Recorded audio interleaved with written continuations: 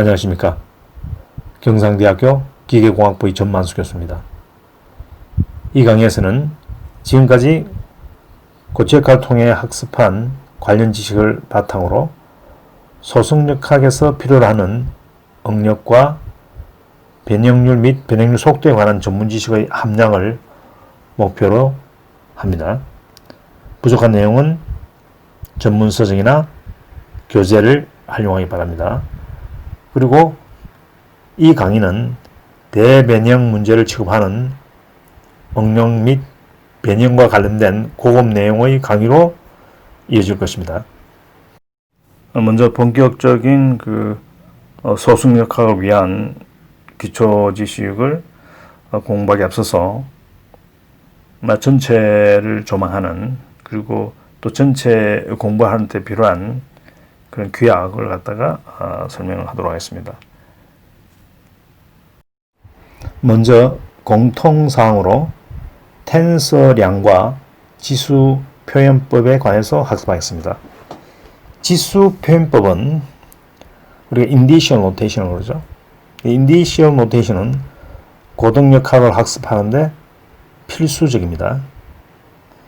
직각좌표계, 즉 카테시안 코오디네이트 시스템은 전통적으로 XYZ 축으로 표현되어 왔습니다. 이제부터 각각 X1, X2, X3 축으로 표현을 합니다. 좌표는 벡터 XYZ로 그러니까 벡터 X, Y, Z로 표현되어 왔었는데 이제부터는 X1, X2, X3로 표현을 합니다. XYZ축 방향으로의 단위 벡터 IJK는 각각 E1, E2, E3로 표현을 합니다. 기본적으로 지수 표현법은 3차원을 대상으로 합니다만 2차원 평면상에서도 사용할 수가 있습니다. 벡터량은 가령 UX, UY는 U1, U2로 표현을 합니다. 그리고 이것은 UI로도 표현할 수가 있습니다. 그러니까 UI는 벡터 U의 한 성분을 대표하기도 하지만 벡터 U 자체를 나타내기도 합니다. 응력과 같이 행렬로 표현되는 기계량의 성분은 가령 타우 XY는 시그마 1, 2로 표현됩니다. 좌표축을 의미하는 XYZ는 각각 1, 2, 3로 변경됩니다. 그러니까 지수에 나오는 XYZ는 1, 2, 3로 변경됩니다. 물론 전달 능력을 나타내는 타우는 시그마로 변경됩니다. 시그마로 이제 법선 능력이다, 전달 능력이다, 다 표현을 하는 겁니다. 시그마 IJ는 응력 성분을 대표하는 경우도 있지만 응력 성분이 이렇게 배열되어 있는 행렬 전체를 의미하기도 합니다. 이것은 앞에서 이야기한 바와 같이 UI가 U 벡터를 표현한 것과 같습니다. 역학에서 좌표에 대한 상태 변수의 편미분은 가장 흔하게 나타난 것입니다. partial pi, partial xi를 pi, i로 나타냅니다. 지수 표현법에서. 지수 표현에서 칸마 뒤의 지수는 그 지수에 상하는 좌표로 편미분을 한다는 것을 의미합니다. 편미분은 그죠? 좌표나 시간에 시간으로 하는 거죠. 그러니까 어떤 함수에 대한 편미분은 그죠? a partial derivative of function with respect to time or conet 이거죠. 그리고 뭐 예를 들면은 pi, ij는 함수 파이를 좌표 xi와 xj로 편미분함을 뜻합니다.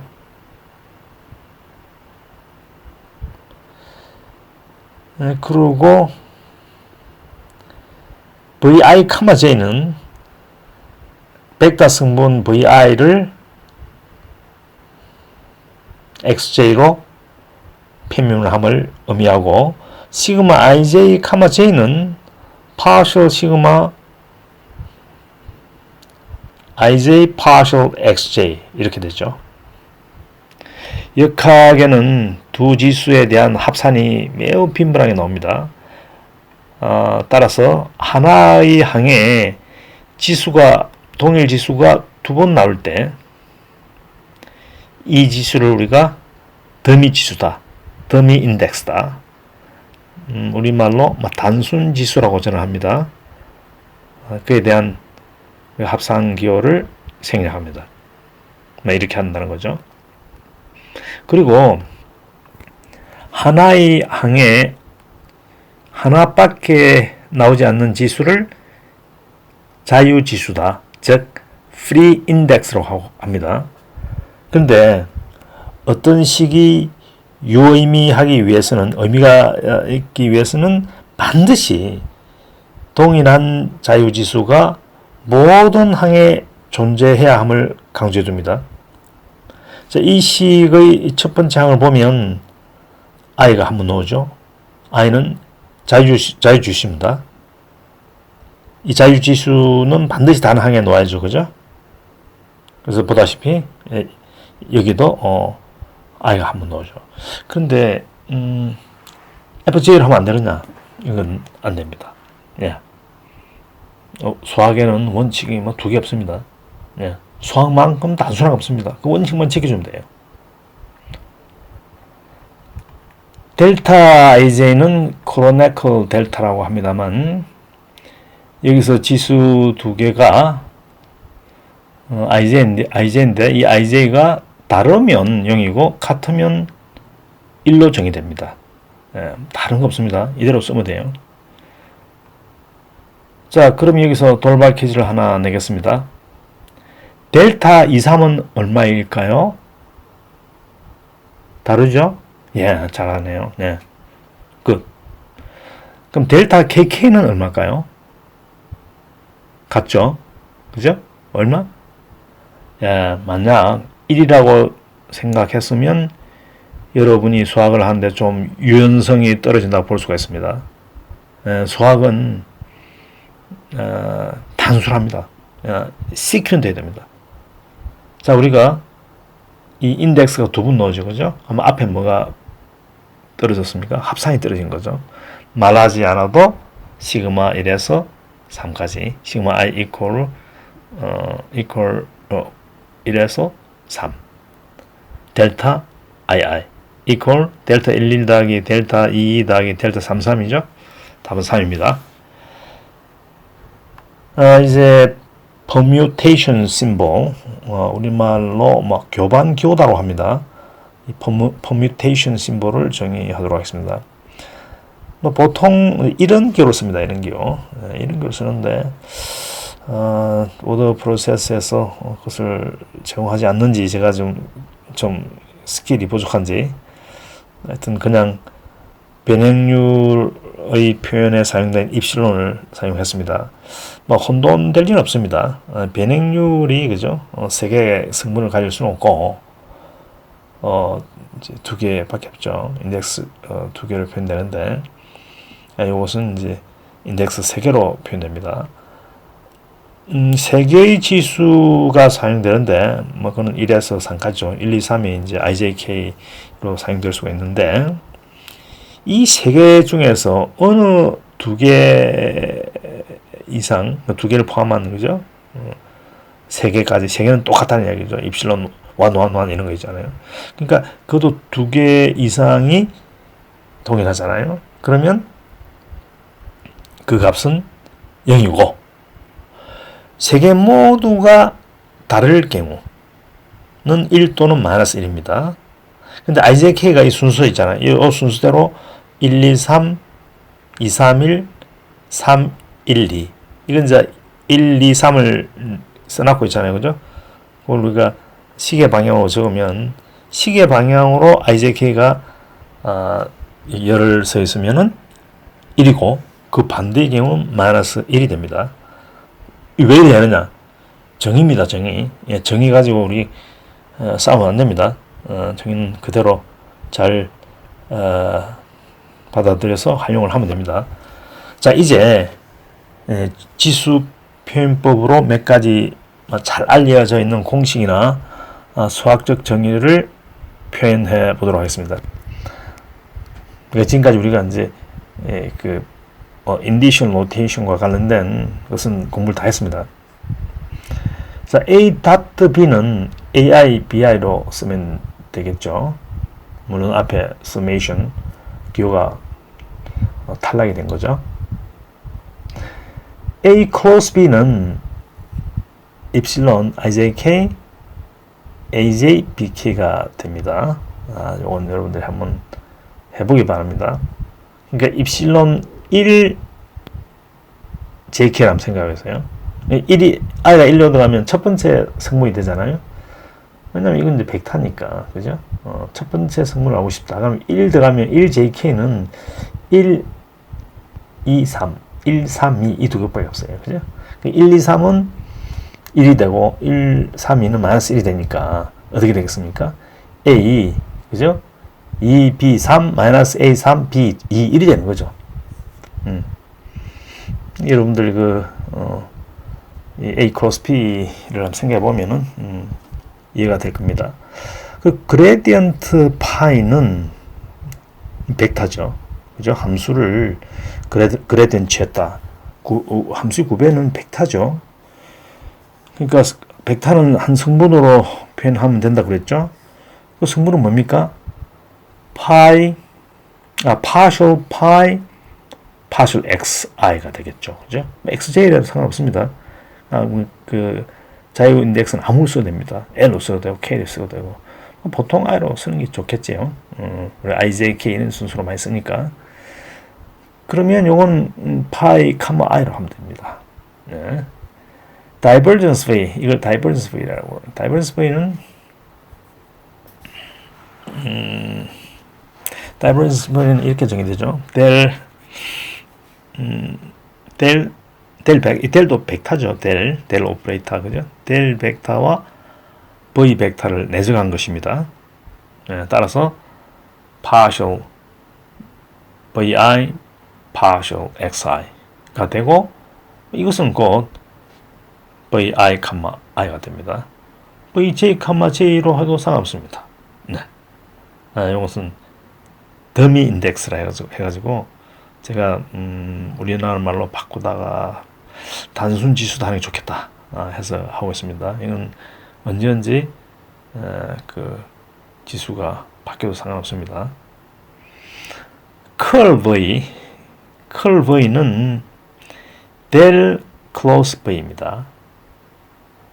자, 이것을 응용하면 되겠죠. epsilon ijk vk, j가 됩니다. 한번 생각해 보기 바랍니다. 네, 이것은 라플라시안 파이라고 하는데요. 라플라시안 파이. 이 라플라시안 파이 이꼴 제로를 하면 이걸 라플라스 이퀘이션이라고 합니다. 라플라시안 이퀘이션, 하여튼 그렇게 이야기합니다. 델 다트 그레디언트 파이로 정의됩니다. 그래서 파이, i가 됩니다. 네. 그레디언트 파이가 그 파이, i지 않습니까? 앞에도 델 오퍼레이터가 하나 더 붙었어요. 그게 내적이 돼요. 그게 그러면 파이, i를 다시 xi 좌표를 한 번 더 표현한 거죠. 그리고 마지막으로 다이버전트 theorem 또는 가우스 theorem을 살펴보도록 하겠습니다. 어떤 텐사량을 좌표 xi로 편미분 한 것을 피적분함수로 하는 부피적분은 3차원 형상의 표면적분으로 변환이 됩니다. 이때 표면에서 정의되는 외향법선 단위 벡터를 ni로 표현을 하면은 이 부피적분은 이와 같은 표면적분으로 변경이 됩니다. 이것은 역학뿐만 아니라 유한요수법 등에서 매우 중요한 역할을 합니다. 이것이 없으면은 역학은 없다 해도 거의 과언이 아닐 정도입니다. 우리가 앞으로 이어질 강의에 앞서서 어디까지 와 있는지 확인하고 나아갈 길을 파악하며 각자의 준비 상태를 점검하는 시간을 갖도록 하겠습니다. 이미 연한 연두색으로 표시된 것은 어느 정도 각종 역학 교과목을 통해서 소개가 된 내용들입니다. 가령 변형률은 고체역학에서 학습한 내용으로 이 식은 변형률과 변이의 관계를 나타냅니다. 응력과 운동방정식 또는 평형방정식도 이미 관련 교과목 및 이 교과목의 전반부에서 다루진 내용입니다. 그리고 에너지 보존 법칙은 열전달 등에서 학습이 이루어집니다. 노란색 부분도 여러분들이 각종 역학을 공부할 때 부분적으로 학습된 내용입니다. 가령 후크 법칙이다. 또 뉴턴 유체에서 응력과 변행률 속도와의 관계, 푸이에르의 열 전도 법칙 등이 여기에 속합니다. 이들 총칭해서 구성 방정식이다. 즉 constitutive law다 라고 합니다. 약간 붉은 부분만 남았습니다.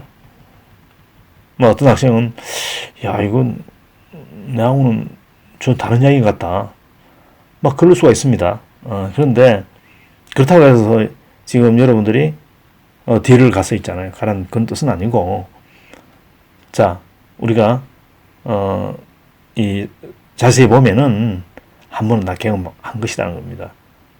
그냥 그때그때 나오면은 이해하고, 조금 배경 지식이 필요하면은 한번 참고하고, 그 정도로 해서 앞을 향해 나아가는 게 맞습니다. 유체역학에서 이 변행률 속도를 사실상 공부를 했습니다. 약간 붉게 칠해져 있죠. tau equals du dy 생각나죠, 그죠? 이 du dy가 바로 변형률 속도에 상하는 것입니다. 아마도 나비엘 스톡스 방정식을 유도하는 것까지는 학습되지 않았을까 생각합니다만, 왜냐하면 여러분들이 이 대학의 복도를 지나다 보면은 이런 비행기 있잖아요. 비행기의 날개에 유체가 어떻게 흘러가는지 이런 거 그림도 있을 수 있고요.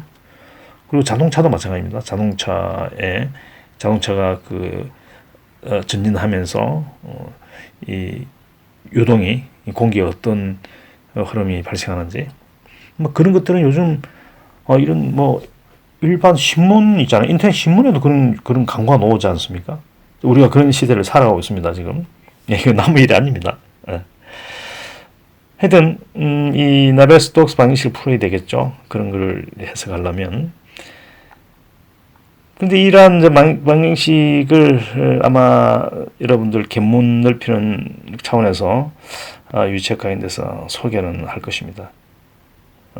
어쨌든 그걸 이제 소개만 하고 알지는 않고 아마도 유도하는 과정을 한 1-20분에 걸쳐서 설명할 텐데 그때 반드시 변행률 속도가 언급이 됐을 겁니다.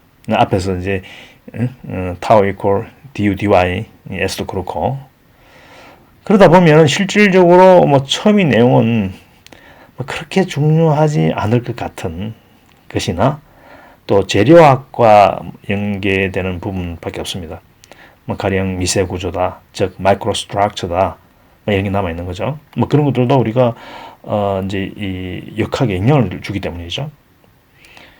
그리고 남아 있는 것은 뭐 실제적인 문제의 종합 및 수식화가 남았고 또 적용을 통한 이론과 실제를 연결하는 능력, 현실 문제를 수학적으로 모델링하는 능력이라든지 또 경험을 축적하는 것 등등등등이 이제 남아 있습니다. 이러한 이제 능력들은 하루아침에 이루어지지 않습니다. 하루아침에 완성되지 않습니다. 대학원에서 이론과 실제를 연결하는 일종의 다리를 만들고 전문 업체에서 실제 문제의 그 이론을 적용하면서 완성해 가야 하는 장기간의 계획이 필요합니다. 시간이 길게 든다, 소요된다는 것에 여러분들이 실망할 수가 있는데요. 그 기간에도 월급은 나옵니다.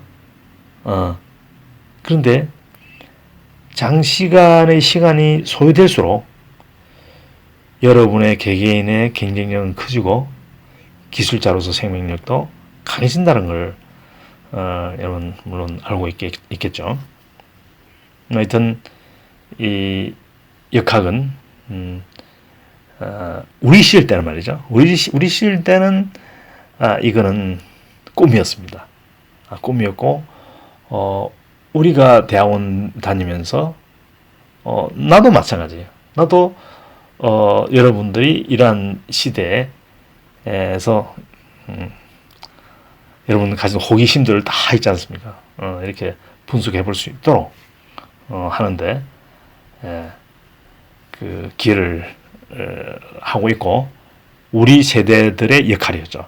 여러분 세대는 이제 그런 것들을 물론 일부는 부분적으로 이제 그런 기술들을 계속 발전시키고 해야 되겠지만 더 큰 문제들은 더 큰 문제들은 그러한 것들을 활용한 공학 문제로부터의 가치를 뽑아내는 그런 일들이 더 많지 않겠나 이렇게 생각합니다. 하여튼 제가 이런 인터넷 신문을 보면서 가끔 선전이 나옵니다.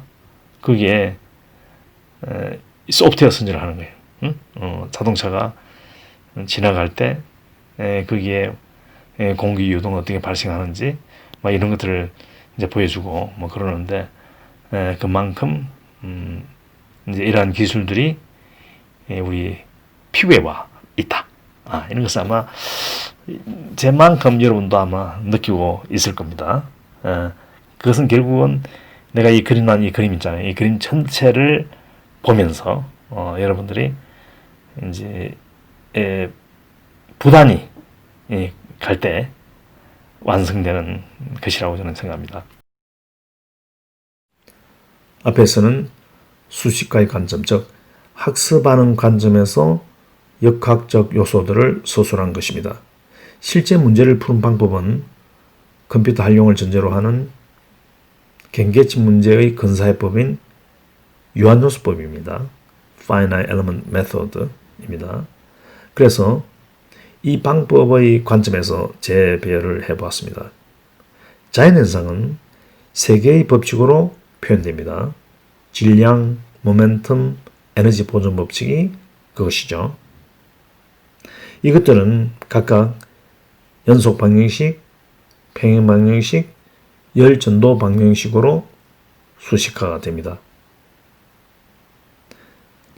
이것들은 미분 방정식의 근사해법인 유한요소법을 통해서 선형 방정식 또는 비선형 방정식으로 수식화 됩니다. 검형 구조 해석 같은 것은 선형 방정식으로 수식화 되죠. 그러나 소수과학 문제는 근본적으로 비선형 방정식으로 수식화 됩니다. 이러한 방정식을 컴퓨터의 특징인 빨리 계산하는 능력을 활용해서 푸는 것이죠. 아무리 큰 문제라도 컴퓨터가 해결할 수 있는 탄성역학 문제는 순식간에 답을 구해줍니다. 앞으로도 컴퓨터는 더욱 발전을 할 수밖에 없습니다. 역학 때문이 아닙니다. 여러분이나 나를 위해서가 아닙니다. 여러분들 중에 아마도 일부가 좀 미쳐 있을지도 모를 게임 때문입니다. 엄청난 돈이 붙어 있죠. 부모 입장에서는 진짜 미칠 지경일 것입니다. 게임의 열정에서 컴퓨터의 건설적 활용의 방향으로 문을 돌리면 다른 세상이 열릴 것입니다. 자, 다시 앞으로 가서 구조 해석 문제로 대표되는 선형 탄성 문제는 그렇지만 아직 소승역학 문제 관점에서는 문제가 많습니다. 예. 계산 시간이 무지하게 많이 들어가기 때문이죠. 많은 작은 가치 있는 기술들이 접목될 수 없는 그런 상황에 아직 놓여 있습니다. 예를 들면은 풀 스케일로요. 소중한 공력을 채집하고자 한다. 예, 기술들은 아이디어들은 있어요. 근데 계산 시간이 아직 못 따라가지고 있습니다.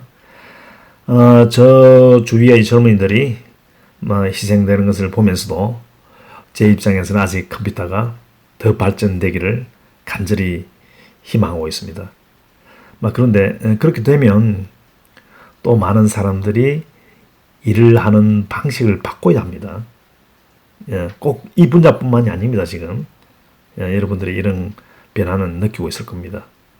예, 그리고 인간의 존엄성을 제고하는 방향으로 새로운 직업의 창조에 매진해야 합니다. 이건 매우 중요합니다. 기술의 발전과 함께 매우 중요합니다. 소승역학은 아직 기계공학적으로 해결 과제를 많이 안고 있습니다. 그리고 이것은 재료공학적 지식과 결합되어야 하고 또 최적 공정 설계 기술과도 접목되어야 합니다. 유도 과일 등의 문제 해결을 위해서 전자공학 분야에 속하는 맥스웰 이퀘이션도 풀어야 합니다. 전자기장 해석이 이루어져야 합니다. 궁극적으로는 부품 및 시스템의 품질 및 수명 예측 등의 문제와 이에 근간 구조물의 최적 설계 등과도 연결되어야 합니다. 안전과 환경을 고려할 때 고강도화와 소재 경량화를 위해서 우리가 필연적으로 가야 할 방향입니다. 앞으로도 긴 시간이 요구되는 연구 대상의 분야입니다. 소승 가공과 소승역학이 그렇다는 것입니다. 다른 분야도 마찬가지인데 하여튼 그 젊은이들에게 아직도 많은 기회를 제공할 수 있는 그런 분야가 소승 가공이고 또 소승 가공 산업입니다.